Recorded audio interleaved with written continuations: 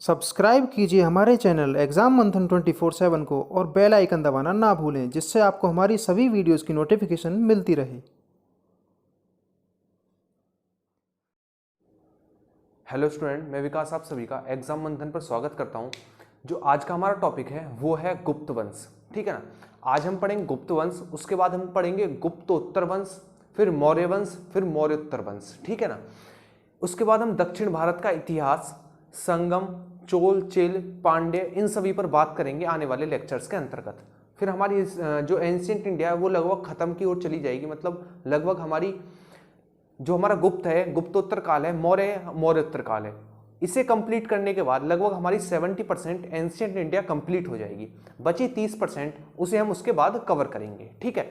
तो आज का हमारा टॉपिक है गुप्त काल। ठीक। उसके बाद हम पढ़ेंगे गुप्तोत्तर काल।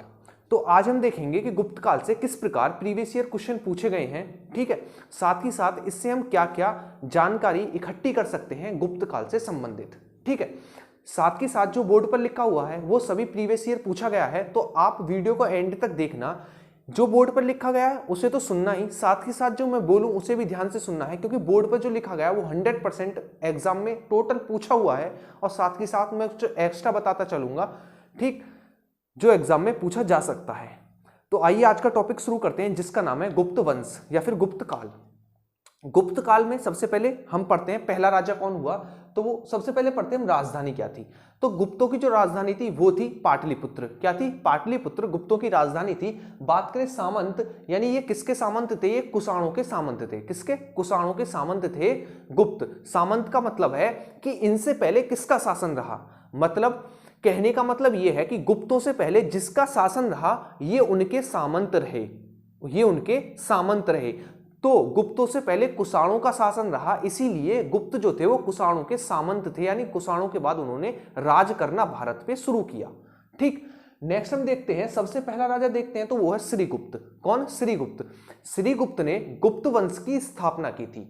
श्रीगुप्त ने गुप्त वंश की स्थापना की थी। इसे गुप्तों का आदि पुरुष कहा जाता है। किसे? श्रीगुप्त को गुप्तों का आदि पुरुष कहा जाता है। तो श्रीगुप्त से रिलेटेड आपको दो चीजें याद रखनी है। पहला कि इसने गुप्त वंश की स्थापना की थी। किसने? श्रीगुप्त ने। दूसरा आपको याद रखना है कि किसे गुप्तों का आदि पुरुष कहा जाता है, तो श्रीगुप्त को गुप्तों का आदि पुरुष कहा जाता है। ठीक है। नेक्स्ट हम देखते हैं वो है चंद्रगुप्त प्रथम। चंद्रगुप्त प्रथम। चंद्रगुप्त प्रथम जो था वो वास्तविक संस्थापक था गुप्तों का। क्वेश्चन पूछा जाए कि गुप्तों का वास्तविक संस्थापक कौन था, तो गुप्तों का जो वास्तविक संस्थापक था वो था हमारा चंद्रगुप्त प्रथम। ठीक है। चंद्रगुप्त प्रथम का जो विवाह था वो किसके साथ हुआ था? तो चंद्रगुप्त प्रथम का विवाह हुआ था लिच्छवी की राजकुमारी कुबेर नाग के साथ। ठीक है ना, कुमार देवी के साथ, सॉरी कुमार देवी के साथ हुआ था। ये आपको याद रखना है, गलती से लिख गया एक जगह सही है। ठीक है, कुमार देवी।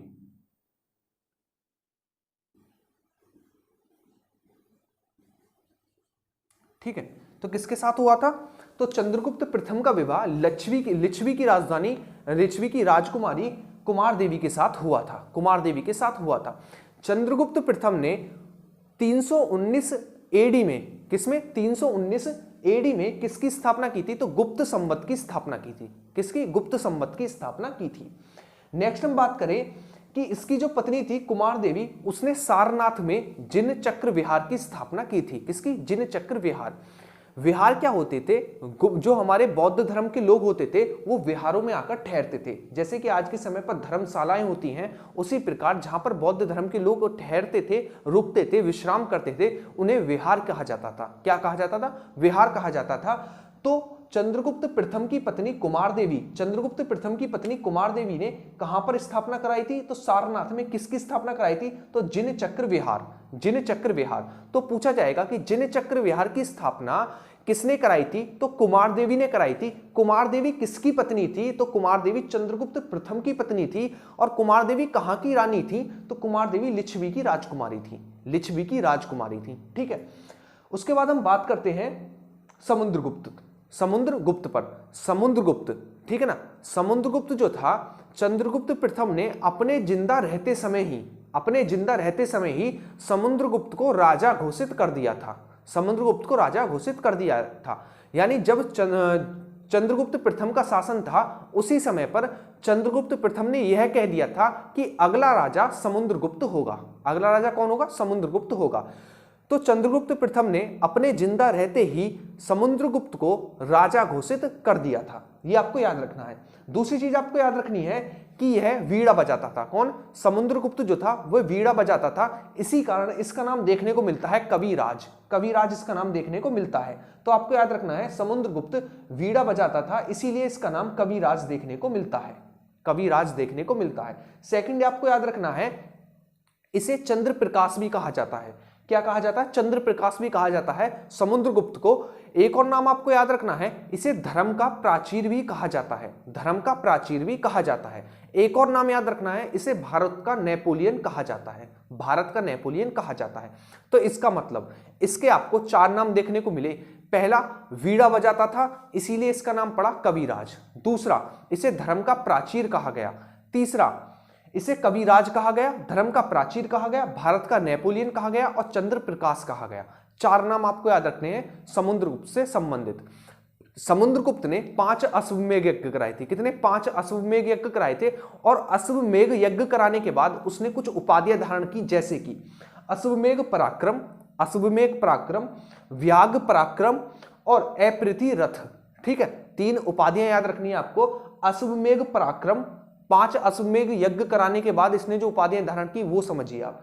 अश्वमेध पराक्रम, दूसरा व्याघ्र पराक्रम, तीसरा अप्रति रथ। ये 3 उपाधियां धारण की थी। कब? जब इसने 5 अश्वमेध यज्ञ कराए थे उसके बाद। एक और आपको याद रखनी है, एक इससे संबंधित एक अभिलेख देखने को मिलता है, प्रयाग प्रशस्ति। प्रयाग प्रशस्ति में समुद्रगुप्त के बारे में हमें इसकी विशेषताएं देखने को मिलती है। किसकी? समुद्रगुप्त की। विशेषता का मतलब इसकी तारीफें देखने को मिलती है। किसमें? प्रयाग प्रशस्ति में। देखिए, अशोक का एक शिलालेख था, उसमें जगह खाली रह गई थी, तो इसने हरिसेन की सहायता से, किसकी सहायता से? हरिसेन की सहायता से उसमें 33 पंक्तियों में अपनी विशेषता यानी अपनी तारीफें लिखवाई हैं, जिसे कहा जाता है प्रयाग प्रशस्ति। प्रयाग प्रशस्ति। और किस भाषा में? तो संस्कृत भाषा में। तो आपको प्रयाग प्रशस्ति से याद रखना है, प्रयाग प्रशस्ति कहां से मिला? तो इलाहाबाद यानी प्रयाग से मिला। दूसरी चीज आपको याद रखनी है, किससे संबंधित है? समुद्रगुप्त से संबंधित है। किसके अभिलेख पर लिखवाया? तो अशोक के अभिलेख पर लिखवाया हुआ है। किस भाषा में? संस्कृत भाषा में। कितनी पंक्तियों में? 33 पंक्तियों में। लिखा किसने है? तो हरिसेन ने लिखा है। तो ये चीजें आपको याद रखनी है। किससे संबंधित? समुद्रगुप्त से संबंधित। ठीक है, नेक्स्ट हम देखते हैं, जो नेक्स्ट राजा है वो है रामगुप्त। ठीक है ना। रामगुप्त के समय के हमें तांबे के सिक्के देखने को मिलते हैं। किसके? गुप्त वंश में। तो क्वेश्चन पूछा जाएगा कि गुप्त वंश में तांबे के सिक्के किसके समय में देखने को मिलते हैं? तो आपका आंसर होगा रामगुप्त। रामगुप्त के समय देखने को मिलते हैं। एक और चीज आपको याद रखनी है, इसकी पत्नी का नाम ध्रुव देवी था। क्या नाम था? ध्रुव देवी था। किसकी पत्नी का नाम? रामगुप्त की पत्नी का नाम था ध्रुव देवी। आपने जयशंकर प्रसाद की एक पुस्तक देखी होगी, नाम सुना होगा, ध्रुव स्वामिनी। ध्रुव स्वामिनी। तो ये ध्रुव स्वामी जो पुस्तक है वो ध्रुव देवी के ऊपर लिखी गई है। और ध्रुव देवी किसकी पत्नी थी? तो ध्रुव देवी रामगुप्त की पत्नी थी। और रामगुप्त किस वंश का शासक था? तो रामगुप्त गुप्त वंश का शासक था। तो क्वेश्चन पूछा जाएगा कि जयशंकर प्रसाद की जो पुस्तक है जिसका नाम है ध्रुव स्वामिनी, वो किस महिला के ऊपर लिखी गई है? उसकी नायिका कौन है? तो उसकी नायिका है ध्रुव देवी। ध्रुव देवी किसकी पत्नी थी? ये भी पूछा जा सकता है। तो वो थी रामगुप्त की पत्नी। किसकी? रामगुप्त की पत्नी। एक बार क्या हुआ कि ध्रुव देवी जो थी उन्हें रुद्रदेव तृतीय उठाकर मतलब अपहरण करके ले गया। लेकिन रामगुप्त, ऐसा लिखा हुआ है, रामगुप्त इतना डरपोक राजा था कि उसकी इतनी हिम्मत नहीं हुई कि वो जाकर अपनी पत्नी को वापस लेकर आ सके। किसके पास से? रुद्रदेव तृतीय के पास से। ठीक है, तो उसके बाद इसका भाई चंद्रगुप्त द्वितीय गया और अपनी भाभी को लेकर आया और उसके बाद उनसे शादी कर ली। ठीक है, तो ये आपको याद रखना है। याद क्यों रखना? क्योंकि किताबों में लिखा गया है। जब किताबों में लिखा है तो पूछा जा सकता है। ठीक है, तो आपको रामगुप्त से याद रखना है कि रामगुप्त के समय के तांबे के सिक्के मिले हैं, पहली चीज। दूसरी चीज, इसकी पत्नी का नाम ध्रुव देवी था। जयशंकर प्रसाद की जो पुस्तक है ध्रुव स्वामिनी, उसकी जो नायिका है वो ध्रुव देवी है, जो कि रामगुप्त की पत्नी थी। ठीक है, रामगुप्त की पत्नी ध्रुव देवी को एक बार रुद्रदेव तृतीय उठाकर ले गया था, लेकिन इनकी इतनी हिम्मत नहीं हुई कि वो जाकर अपनी पत्नी को वापस लेकर आ सकी। फिर इनका भाई चंद्रगुप्त द्वितीय गया और अपनी भाभी को लेकर आया और उनसे शादी कर ली। ये चीजें आपको याद रखनी है। नेक्स्ट हम देखते हैं, वो है चंद्रगुप्त द्वितीय। चंद्रगुप्त द्वितीय की आपको सबसे पहले उपाधियां याद रखनी है। चंद्रगुप्त द्वितीय की जो उपाधियां हैं वो दो हैं, विक्रमादित्य, दूसरी परम भागवत। वैसे तो मैंने उपाधियों में करा रखा है, उपाधियों में अलग से उपाधियां इसकी कम से कम 10 लिखवा रखी हैं, लेकिन आपको मोस्टली दो याद रखनी है। कौन कौन सी? विक्रमादित्य और परम भागवत। किसकी? चंद्रगुप्त द्वितीय की। चंद्रगुप्त द्वितीय को विक्रमादित्य भी कहा जाता है। ठीक है, इसका विवाह कुबेर नाग के साथ हुआ था। नागवंश की राजकुमारी कुबेर नाग के साथ विवाह हुआ था चंद्रगुप्त द्वितीय या फिर विक्रमादित्य का। कुबेर नाग और चंद्रगुप्त द्वितीय दोनों की एक पुत्री हुई जिसका नाम था प्रभावती। किसका क्या नाम था? प्रभावती उसका नाम था। और प्रभावती की जो शादी थी वो वाकाटक वंश के राजा रुद्रसेन तृतीय के साथ हुई थी। किसके साथ? रुद्रसेन तृतीय के साथ हुई थी। इसका मतलब नागवंश और वाकाटक वंश और गुप्त वंश एक समकालीन थे, यानी एक ही समय के थे। कारण इसका क्या है? गुप्त वंश की मतलब कहने का मतलब ये है एक साथ क्यों थे। देखिए, गुप्त वंश था, ठीक है ना, नागवंश की राजकुमारी से विवाह किया था चंद्रगुप्त द्वितीय ने, तो इसका मतलब दोनों एक ही समय के हुए। और इन्होंने अपनी पुत्री का विवाह किया था वाकाटक वंश से, तो इसका मतलब तीनों वंश एक ही समय के हैं। कौन कौन से? गुप्त वंश, वाकाटक वंश और हमारा नागवंश। ठीक है, तो इनका विवाह किसके साथ हुआ था? प्रभावती का रुद्रसेन तृतीय के साथ हुआ था, जो कि वाकाटक वंश के राजा थे। नेक्स्ट हम बात करते हैं गुप्त वंश का पहला शासक जिसके हमें चांदी के सिक्के देखने को मिलते हैं। तो क्वेश्चन पूछा जाएगा कि चांदी के सिक्के सबसे पहले गुप्त वंश में किस राजा के समय देखने को मिलते हैं? तो आपका आंसर होगा वो था चंद्रगुप्त द्वितीय या फिर विक्रमादित्य। ठीक है, देखिए इसके समय पर एक यात्री भी आया था, चीनी यात्री, जिसका नाम था फाइयान। क्या नाम था? फाइयान। उसकी पुस्तक है फोको की, ये आपको याद रखना है। ठीक, इसके आपको नवरत्न याद रखने हैं। नवरत्न जो थे बहुत ज्यादा इंपॉर्टेंट, अगर क्वेश्चन पूछा गया तो यहां से क्वेश्चन पूछे जाने की जो गुंजाइश है वो लगभग 50 to 60% है, यदि इस गुप्त वंश से क्वेश्चन पूछा गया तो। इसके नवरत्न याद रखने हैं, जैसे कि कालिदास, अमर सिंह, भारूची, धन्वंतरी, वराहमिहिर, वेताल भट्ट, शंकु, छपड़क और घटकर्पण। ठीक है, ये आपको नाम याद रखने हैं। इसके नवरत्न थे कौन कौन? फिर से रिपीट कर रहा हूं, कालिदास, अमर सिंह, भारूची, धन्वंतरी, वराहमिहिर, वेताल भट्ट, शंकु, छपड़क और घटकर्पण।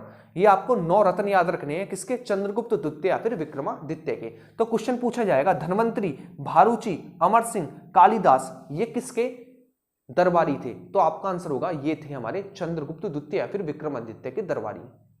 ठीक, ये चीजें आपको याद रखनी है। नेक्स्ट हम देखते हैं, मैंने आपको बता दी विदेशी यात्री फाइयान आया था, जिसकी पुस्तक है फोको की, और इसने अपनी पुस्तक में बताया है कि नालंदा विश्वविद्यालय की स्थापना कुमारगुप्त के समय हुई थी।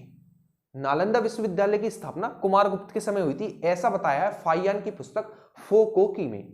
ठीक है, आइए हम नेक्स्ट देखते हैं कुमारगुप्त। देखिए कुमारगुप्त के आपको 2 नाम याद रखने हैं। कौन कौन से? पहला महेंद्रादित्य और दूसरा सक्रादित्य। पहला महेंद्रादित्य और दूसरा सक्रादित्य। मैंने आपको बताया इसके समय पर नालंदा विश्वविद्यालय की स्थापना हुई थी, ऐसा वर्णन हमें फोको की पुस्तक में देखने को मिलता है, जो कि फाइयान की पुस्तक है, और फाइयान चंद्रगुप्त द्वितीय या फिर विक्रमादित्य के समय पर भारत आया था। ठीक है, इसके समय के हमें मंदसौर अभिलेख देखने को मिलता है। कौन सा? मंदसौर अभिलेख देखने को मिलता है, और इस मंदसौर अभिलेख में ही हमें सूर्य मंदिर के निर्माण के बारे में जानकारी मिलती है। ठीक है, सूर्य मंदिर के निर्माण के बारे में जानकारी मिलती है मंदसौर अभिलेख, जो कि कुमारगुप्त के समय का है। ठीक, तो कुमारगुप्त से आपको क्या क्या चीज याद रखनी है? सबसे पहले कुमारगुप्त के 2 नाम महेंद्रादित्य और सक्रादित्य। दूसरी चीज आपको याद रखनी है, इसके समय नालंदा विश्वविद्यालय की स्थापना हुई थी, इसका वर्णन देखने को मिलता है फोको की पुस्तक, जो कि फाइयान की है, चंद्रगुप्त द्वितीय या फिर विक्रमादित्य के समय में भारत आया था। नेक्स्ट आपको याद रखना है, इसके समय पर हमें मंदसौर अभिलेख देखने को मिलता है। कौन सा? मंदसौर अभिलेख देखने को मिलता है कुमारगुप्त के समय पर, और मंदसौर अभिलेख में ही सूर्य मंदिर के निर्माण के बारे में जानकारी देखने को मिलती है। सूर्य मंदिर के निर्माण के बारे में जानकारी देखने को मिलती है। नेक्स्ट हम देखते हैं स्कंदगुप्त। कौन सा? स्कंदगुप्त। देखिए इसके समय पर 2 अभिलेख देखने को मिलते हैं स्कंदगुप्त के समय के। कौन कौन से? एक हमारा भीतरी अभिलेख, जो कि हमें गाजीपुर से मिला है। कहां से मिला है ये हमें गाजीपुर से मिला है, गाजीपुर यूपी से। ठीक है, गाजीपुर यूपी से मिला है। दूसरा बात करें जूनागढ़ से, तो जूनागढ़ से हमें मिला है, जूनागढ़ यानी गुजरात से मिला है, ठीक है ना, गुजरात से। ठीक, तो आपको याद रखना है भीतरी अभिलेख और जूनागढ़ अभिलेख। भीतरी अभिलेख हमें गाजीपुर से मिला है और जूनागढ़ अभिलेख हमें गुजरात से मिला है, ठीक है ना। भीतरी अभिलेख से हमें हूणों के आक्रमण के बारे में जानकारी मिलती है, यानी हूणों ने भारत पर आक्रमण किया था। यदि बात करें जूनागढ़ अभिलेख से, तो जूनागढ़ अभिलेख से हमें यह जानकारी मिलती है कि हूणों को भारत में सर्वप्रथम गुप्तों ने हराया था। ठीक है, तो क्वेश्चन पूछा जाएगा हूणों का आक्रमण किसके समय हुआ था, तो गुप्त वंश के राजा स्कंदगुप्त के समय हुआ था। ऐसी जानकारी हमें कहां से मिलती है, तो भीतरी अभिलेख से मिलती है। यदि बात करी जाए तो गुप्तों ने हराया था हूणों को, ऐसी जानकारी कहां से मिलती है, तो जूनागढ़ अभिलेख से मिलती है, जो कि गुजरात से मिला है, और भीतरी अभिलेख हमें गाजीपुर यूपी से मिला है। नेक्स्ट हम देखते हैं, ठीक है, ये मैंने आपको बता दिया। इसके समय सौराष्ट्र का गवर्नर, सौराष्ट्र मतलब आज का समय में ये सौराष्ट्र कहां, गुजरात में पड़ता है, अब भी नाम सौराष्ट्र, ठीक है ना। तो सौराष्ट्र का जो गवर्नर था वो था चक्रपालित। कौन था, चक्रपालित। पर्णादित्य और चक्रपालित दोनों बाप बेटे थे, ठीक है। तो किसके समय पर था, इसके समय पर सौराष्ट्र का गवर्नर कौन था, चक्रपालित और पर्णादित्य। मैंने लिखा नहीं है, पर्णादित्य याद रखना, दोनों बाप बेटा थे, ठीक है। तो चक्रपालित आपको मुख्य रूप से याद रखना है, ठीक। ये क्वेश्चन पूछा गया इसलिए मैंने इंक्लूड किया है, वीडियो के एंड में ही मुझे पता पड़ा था कि ये क्वेश्चन प्रीवियस ईयर पूछा गया, इसलिए मैंने ये भी डाल दिया। तो आपको ये चीजें याद रखनी है, ठीक।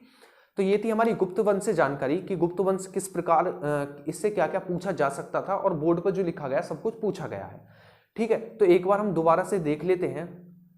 रिकॉल इसलिए कराता हूं मैं, रिवाइज इसलिए कराता हूं कि नोट्स में डाल देता हूं तो आपको ज्यादा परेशानी ना पड़े, ठीक है ना। आप यहीं पर खत्म करके चले जाए। यदि आप यहीं पर वीडियो के बाद 2 मिनट 10 मिनट और दे देते हैं तो शायद आपको नोट्स पढ़ने में इतनी आसानी होगी, बहुत ज्यादा आसानी होगी, ठीक है। तो दोबारा हम देखते हैं। सबसे पहले हमने पढ़ा गुप्त, गुप्तों की राजधानी पाटलिपुत्र थी। कौन सी, पाटलिपुत्र गुप्तों की राजधानी थी। और ये किसके सामंत थे, तो ये कुषाणों के सामंत थे। उसके बाद पहला राजा आया हमारा श्रीगुप्त। श्रीगुप्त ने गुप्त वंश की स्थापना की थी और इसे गुप्तों का आदि पुरुष कहा जाता है, गुप्तों का आदि पुरुष कहा जाता है। उसके बाद आया चंद्रगुप्त प्रथम। कौन आया, चंद्रगुप्त प्रथम। चंद्रगुप्त प्रथम को गुप्तों का वास्तविक संस्थापक कहा जाता है, गुप्तों का वास्तविक संस्थापक चंद्रगुप्त प्रथम को कहा जाता है। इसने 319 एडी में गुप्त संवत की स्थापना की थी। किसकी, गुप्त संवत की स्थापना की थी। चंद्रगुप्त प्रथम का विवाह लिच्छवी की राजकुमारी कुमार देवी के साथ हुआ था।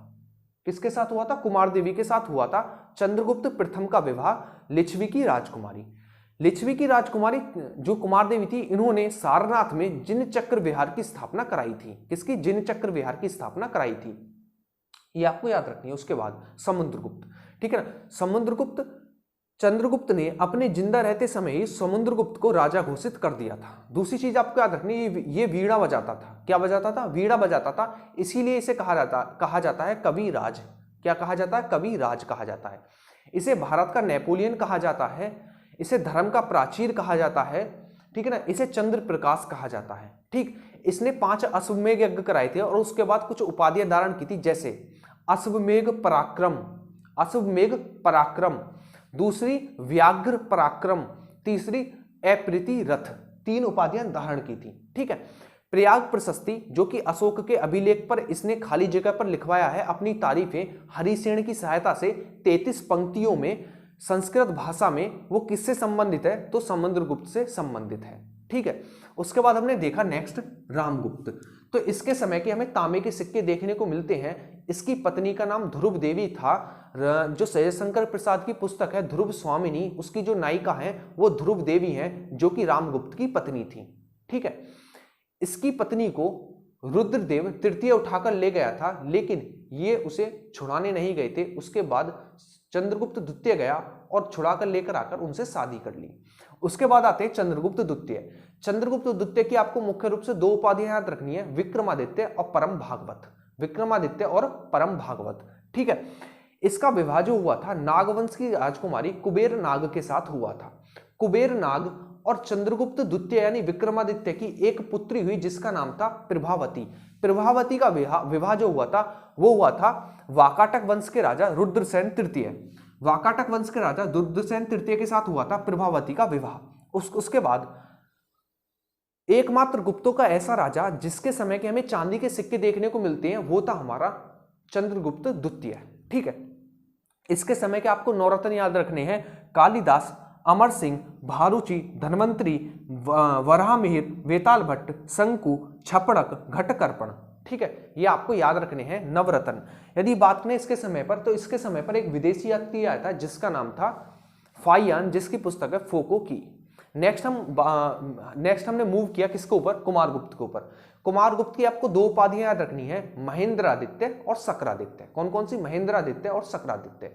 बात करें इसके समय पर नालंदा विश्वविद्यालय की स्थापना हुई थी, ऐसा हमें फाइयान की पुस्तक फोको की में देखने को मिलता है।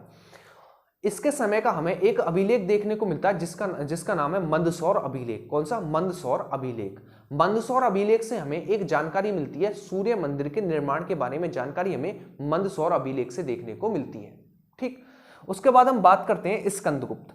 तो स्कंदगुप्त के आपको 2 अभिलेख याद रखने हैं, कौन कौन से, भीतरी अभिलेख जो कि गाजीपुर से मिला है, दूसरा जूनागढ़ अभिलेख जो कि हमें गुजरात से मिला है। ठीक है, भीतरी अभिलेख से हमें हूणों के आक्रमण के बारे में जानकारी मिलती है, जबकि जूनागढ़ अभिलेख जो कि गुजरात से मिला है उससे हमें जानकारी मिलती है कि हूणों को भारत में सर्वप्रथम गुप्तों ने हराया था।